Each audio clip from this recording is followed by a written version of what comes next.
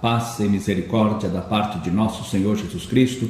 Bem-vindo a você que nos acompanha aqui neste canal, agora iniciando esse segundo trimestre do ano de 2022 da nossa Escola Bíblica Dominical.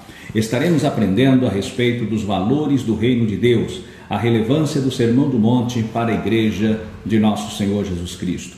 Meus amados, serão 13 lições nesse trimestre, e a cada semana estaremos postando aqui um comentário para enriquecimento da tua vida espiritual e auxílio naquilo que você estiver que ministrar a palavra.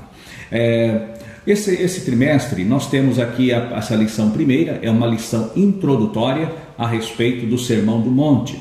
Depois nós vamos ter mais 3 blocos, que vai da lição 2 até a lição número 8, que vai falar no capítulo 5, esse é o primeiro bloco. 5 lições no capítulo 5 do Evangelho segundo Mateus. Depois, no capítulo 6, nós teremos 2 lições, as lições 9 e 10. E para concluir, 3 lições no último bloco, no capítulo 7. Sendo cautelosos nas opiniões, a bondade de Deus em nos atender e a verdadeira identidade do cristão. Assim fechará essas 13 lições nesse segundo trimestre de 2022, onde o nosso comentarista é o pastor Osiel Gomes, de notável saber, usado tremendamente nas mãos de Deus para o ensino da igreja nesta última hora. Meus amados, quando nós falamos aqui o Sermão do Monte, é o princípio do ministério do nosso Senhor e Salvador Jesus Cristo. O primeiro ponto que nós devemos destacar é que quando Deus retirou a Israel lá do Egito, que passou pelo Mar Vermelho, nós vamos encontrar no capítulo 19 que Deus tinha um propósito, que Deus queria fazer algo. Deus queria que o povo de Israel fosse uma nação sacerdotal. Deus tinha este propósito para com a nação de Israel. No capítulo 19 de Êxodo e no versículo 19 e 13, lá de Êxodo, nós vamos encontrar a seguinte expressão: nenhuma mão tocará nele, porque certamente será apedrejado, ou acetado, quer seja animal, quer seja homem, não viverá, soando a buzina longamente, então subirão ao monte. O propósito de Deus era subir, levar Israel ao seu encontro, que nós vamos ver nesse mesmo capítulo 19, nos versículos 5 e 6, o propósito de Deus. O propósito de Deus era fazer de Israel uma nação de reis e sacerdotes. E para isso eles se consagraram. O Senhor pediu para que eles se consagrassem durante um período, para que depois subisse ao monte ao encontro do Senhor. No versículo 5 e no versículo 6 do capítulo 19, nós vamos encontrar: agora, pois, se diligentemente ouvirdes a minha voz e guardardes a minha aliança, então sereis a minha propriedade peculiar dentre todos os povos, porque toda a terra é minha, e vós me sereis um reino sacerdotal e o povo santo. Estas são as palavras que falarás aos filhos de Israel. Deus dá uma mensagem para Moisés, para que Moisés agora transmitisse ao povo. Mas quando isso acontece lá no capítulo 20 e no versículo 18, nós vamos encontrar o seguinte: e todo o povo viu os trovões e os relâmpagos e o soando a buzina e o monte fumegando, e o povo vendo isso retirou-se e pôs-se de longe. Em outras palavras, o povo recuou, o povo teve medo de chegar na presença de Deus. Mas aí nós vamos encontrar outro detalhe, que lá no capítulo 18 e no versículo 5 de Deuteronômio, quando Moisés ele faz um discurso para a geração que sucedeu esta que saiu do Egito, nós vamos encontrar a seguinte expressão no versículo 15: o Senhor teu Deus te levantará um profeta do meio de ti e de teus irmãos, como eu a ele ouvireis. Porque aqui nos versículos que antecedem, nós vamos encontrar que o Senhor dizendo, conforme, versículo 16, conforme a tudo que pediste ao Senhor teu Deus em Horebe, no dia da assembleia, dizendo, não ouvirei mais a voz do Senhor teu Deus, não verei mais a voz, nem mais verei este grande fogo, para que não morra. Então o Senhor me disse, falaram bem naquilo que disseram. Eis que eu lhe suscitarei um profeta do meio dos teus irmãos, como tu, e porei as minhas palavras na sua boca, e ele lhes falará tudo o que eu lhe ordenar. Aqui nós vemos o primeiro momento lá no monte. O povo teve medo e afastou-se e não quis cumprir aquilo que Deus disse a eles, que eles seriam uma nação sacerdotal. E agora eles se afastam. E no Novo Testamento nós vamos encontrar Mateus agora falando a respeito do Senhor Jesus Cristo, porque ali Deus queria que o povo subisse ao monte, mas agora o povo não subiu ao monte. Mas aqui em Mateus nós vemos que o Senhor Jesus, ele subiu ao monte.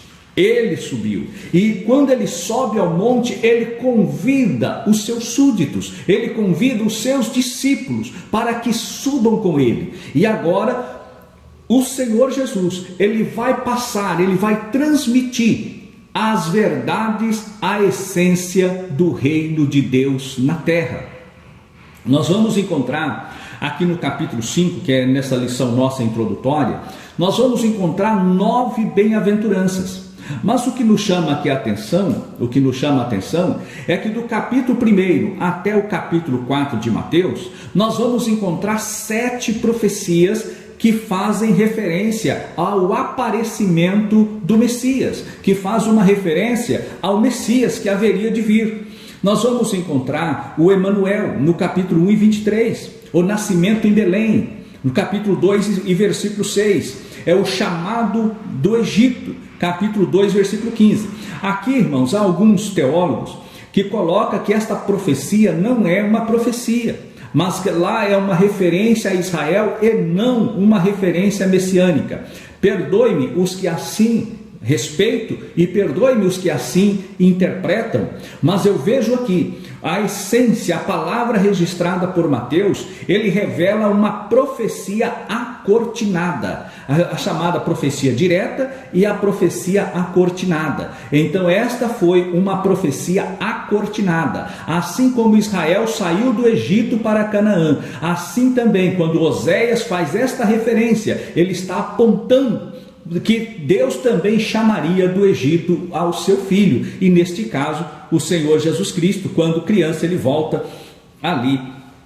Nós vamos encontrar também o choro de Raquel, capítulo 2 e 18, Raquel chorando pelos menores. Obviamente que ali também é uma colocação que também não é, se você for olhar a essência, você só vai entender no cumprimento da palavra, que é a chamada profecia acortinada, mas não deixa de ser a revelação profética, o prenúncio do que haveria de acontecer, o vaticínio daquilo que haveria de vir. Outro ponto, a quinta profecia é chamado de Nazareno, 2 e 23, que também faz uma outra referência a uma profecia acortinada. E por fim, o sexto ponto, o sexto evento profético, foi a voz do que clama no deserto, em João, ou melhor, feito por João Batista, né? Narrado no capítulo 3 e no versículo 3. Mas isso aqui é uma profecia, uma referência direta, onde Isaías, ele traz diretamente esta palavra. E por fim, a sétima profecia, uma grande luz raiou, capítulo 4, versículo 4 até o 16. Assim, toda essa estrutura precede os 5 grandes discursos do Sermão do Monte. Então, no Sermão do Monte, houve 5 grandes discursos. E agora, Na nossa lição de hoje, nós vamos ficar nessa parte introdutória aqui do capítulo 5, que são as beatitudes, que são 9 bem-aventuranças, 9 bem-aventuranças, que faz uma referência aos 9 manifestações ou características do fruto do Espírito Santo, tratado lá em Gálatas, que Paulo coloca ali 9 características do fruto. O fruto do Espírito e assim ele coloca 9 manifestações, características dos frutos do Espírito Santo. Também há quem faça uma ligação quando Paulo vai enumerar os dons espirituais no capítulo 12 na 1 de Coríntios. Ali nós vamos encontrar 9 dons espirituais. Não que exista apenas os 9, mas esses 9 dons são aqueles que Paulo faz uma referência, e nós vemos ali uma essência, né, dos dons espirituais na sua manifestação na igreja do Senhor Jesus. Posto isso, nós vamos ver ainda que Deus, quando vai trazer, Deus queria ser o rei, Deus queria ser aquele que dirige o povo de Israel quando tira do Egito. E Deus levanta Moisés para isso, mas agora o povo rejeitou. E quando o povo rejeita, nós vamos entender agora, na carta de Pedro, na primeira epístola de Pedro, no capítulo 2, e versículo 5, nós vamos encontrar o que Pedro diz. Olha aqui, versículo 5: vós também, como pedras vivas, sois edificado casa espiritual e sacerdócio santo, para oferecer sacrifícios espirituais agradáveis a Deus por Jesus Cristo. E o versículo 9: mas vós sois geração eleita, o sacerdócio real, a nação santa, o povo adquirido, para que anuncieis as virtudes daquele que vos chamou das trevas para a sua maravilhosa luz. Lá em Êxodo, no capítulo 19, versículos 5 e 6, nós vamos ver que esta foi a proposta que Deus fizera a Moisés aos filhos de Israel. E eles, por eles se afastarem de Deus, então isto não se cumpriu, isto não se materializou para com os filhos de Israel. Mas agora, quando vem o Filho de Deus, o Senhor Jesus Cristo, ele está começando ali o seu reino, ele está implantando o reino de Deus na terra, ele está implantando, mas para isso, para implantar, primeiramente ele chama ali os seus discípulos, e aqueles discípulos se aproximam dele, e agora ele dá o ensinamento, as bases, a maneira, as condições, aquilo que era necessário para que a pessoa pudesse verdadeiramente fazer parte do reino de Deus, do seu reino que estava sendo implantado aqui na terra. Assim nós encontramos dentro desse detalhe nesta lição. Aí o Senhor vem falar a expressão felizes, né? Bem-aventurado quer dizer felizes, mas é uma felicidade diferente da felicidade que o mundo assim conhece. Assim, bem-aventurado, ou seja, felizes, bem felizes, muito felizes são aqueles. E esta felicidade não é aquela felicidade passageira, apenas no emocional. Mas esse sentido de felicidade é uma felicidade que nós sentimos no interior, ao contemplarmos o que o eterno, o Deus divino, o Deus sobrenatural, aquele Deus que nós não vemos com os olhos e não apalpamos com a mão, é aquele Deus que fala aos nossos corações, e sentimos a sua presença e sentimos o seu agir na nossa vida e por nossa vida. Ele age em nós e por nós, e ao sentirmos isso e ao participarmos disso, nós então nos sentimos felizes. Esta felicidade as pessoas não vão compreender, porque aqui nós vamos encontrar o Senhor falando de algumas beatitudes. Ele fala: bem-aventurado os pobres de espírito. Pobres de espírito. Ele está mostrando aqui, não é aquela pessoa exaltada, aquela pessoa arrogante, aquela pessoa que diz: eu sou, eu posso, eu faço e ninguém há como a mim, né? Como Nabucodonosor. Não, é uma pessoa pobre de espírito. E ele diz mais: bem-aventurado os que choram, pessoas que têm quebrantamento, Bem-aventurado os mansos. Por que manso? Porque há uma diferença do calmo para o manso. O calmo tem a ver com o seu temperamento, o manso tem a ver com o espírito. Tem pessoa que é calma, mas ela não é mansa. Há uma diferença. Eu posso até aqui abrir um parêntese, para dizer uma experiência que eu vivi na minha vida profissional como advogado. Eu atendia uma pessoa e ele veio falar para mim, uma pessoa calma, ele veio conversando comigo, falou assim: olha, doutor, eu preciso que o senhor resolva uma causa para mim, porque eu fui receber o meu dinheiro lá e o meu patrão chamou a polícia. Eu fiquei, quando ele falou aquilo, contou que eu vi os seus direitos, aquilo que ele tinha para receber, aí eu, na mesma hora, peguei o telefone, liguei na empresa para saber o motivo, já liguei até para esclarecer as coisas e que tomaríamos todas as medidas judiciais cabíveis para defender o direito daquela pessoa. E quando eu atendi, a pessoa falou assim: não, doutor, eu preciso ver o que ele fez aqui. Ele derrubou a garagem e quebrou tudo aqui. Aí eu desliguei o telefone e tal, não dei vazão. Eu falei: mas espera aí, ele está me dizendo lá que você quebrou o escritório, que você destruiu o carro dele, que você derrubou a garagem. Não, doutor, não deu tempo de derrubar a garagem, porque ele chamou a polícia, não deu tempo, a polícia chegou, tive que correr, senão ia ser preso. Aí eu falei: entendeu? É uma pessoa calma, mas não é mansa. Tem pessoa que é calma no falar, no seu trato emocional, mas se a pessoa não tem a mansidão, de nada vale. A pessoa que ela é explosiva, ela tem o seu temperamento colérico, tem o temperamento sanguíneo, mas ela é uma pessoa crente, uma pessoa convertida. Ela, apesar dessa explosão, apesar de ter esse agitamento, mas quando ela é confrontada com uma situação, então a pessoa se curva à voz do Espírito Santo e com mansidão segue o comando do Espírito, porque o Espírito Santo, ele fala conosco, ele fala antes que venhamos a tomar qualquer atitude. O Espírito Santo fala conosco. E a pessoa que é mansa, ela ouve, ela tem mansidão para ouvir e mansidão para agir. E há pessoas que ela não tem, ela é calma, mas não tem mansidão alguma. Como esse exemplo que eu acabei de falar aqui, até parece cômico, mas é real e trágico, o que aconteceu. Nós podemos ver também os que têm fome e sede de justiça. O que tem fome e sede de justiça não são o justiceiro que faz justiça pelas próprias mãos, não. Ele tem fome e sede de justiça, mas não é um justiceiro. Não é aquele que sai executando justiça com as suas próprias mãos, querendo justificar a tudo e a todos, mediante a violência, mediante a agressão. Não.